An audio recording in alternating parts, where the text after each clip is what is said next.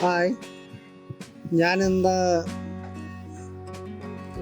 പറയുന്നത് ഇത് പ്ലാവല്ല, ഇത് നമ്മുടെ ആഞ്ഞിലിക്ക എന്നൊക്കെ പറയും. ആഞ്ഞിലിച്ചക്ക ഉണ്ടാകുന്ന തൈയാണ്, ആഞ്ഞിലിയുടെ തൈയാണ്. അത് ബഡ് ചെയ്ത് വെച്ചിരിക്കുന്നതാണ്. ഇത് പ്ലാവ് പോലെ വളരെ വേഗത്തിൽ പിടിക്കുന്ന സാധനമല്ല. ഇത് കുറേ എണ്ണം പിടിച്ച് ഒരു 10ഉം 50ഒക്കെ ചെയ്താലേ ഒരു 4ഉം 5ഉം എണ്ണം കിട്ടുകയുള്ളൂ. ബുദ്ധിമുട്ടാണ് പിടിക്കാൻ.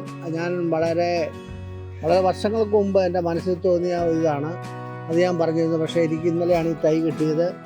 ആഞ്ഞിലി, അതായത് നമുക്ക് വളരെ വേഗത്തിൽ കായ്ക്കുന്ന, നിലത്ത് നിന്ന് പറിക്കാവുന്ന ഒരാഞ്ഞിലി. ഇപ്പം നമുക്ക് തോന്നുന്നത് വെച്ച് കഴിഞ്ഞാൽ ആഞ്ഞിലിക്ക കണ്ടു കഴിഞ്ഞാൽ അത് കിളി കൊത്തി താഴെയിടുക, അല്ലെങ്കിൽ ആരെങ്കിലും നമ്മൾ കഴിക്കാൻ വളരെ ടേസ്റ്റായതാണ്. ചെറുപ്പത്തിലൊക്കെ നമ്മുടെയൊക്കെ കുട്ടിക്കാലങ്ങളിലൊക്കെ നമ്മൾ മരത്തിൽ കയറി പറിച്ച് ഇത് കഴിച്ചിട്ടുണ്ട്. പൊളിച്ചിട്ട് ഇങ്ങനെ പിടിച്ച് കഴിക്കുന്ന ഒരു സംഭവമൊക്കെ ഉണ്ടായിട്ടുണ്ട്. പക്ഷെ ഇന്നത്തെ കാലത്ത് പിള്ളേർക്കൊന്നും ഇത് കഴിക്കാനോ പറിക്കാനൊന്നും പറ്റില്ല. ആരെങ്കിലും പറിച്ചു കൊടുത്താൽ തിന്ന് ടേസ്റ്റ് നോക്കും. പക്ഷെ വളരെ രുചികരമായ ഒരു ഫ്രൂട്ട്സാണ് ആഞ്ഞിലി ചക്ക.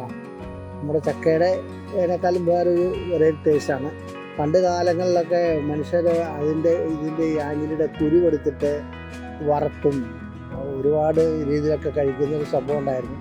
അന്നുള്ള കാലം അല്ലല്ലോ ഇന്നത്തെ കാലം. അതൊക്കെ പോയി.